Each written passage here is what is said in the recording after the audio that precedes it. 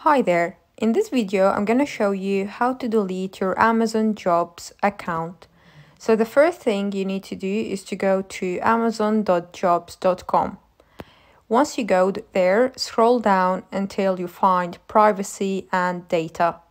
Click on it, and then it's going to take you to their data policy page. Here, you will need to choose the correct country that you do live in. So choose Europe if you are living in a European country, and then scroll down. You will need to scroll down till the end of the page where it says questions and queries. On that part of the page, you will find an email address that you can actually email. So you will need to copy that email and then send an email to.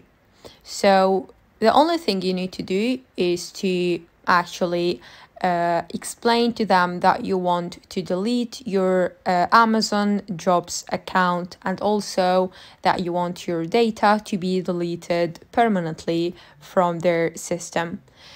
Once you do that, Amazon Jobs team will get back to you confirming that your account has now been deleted, or they will advise you regarding that.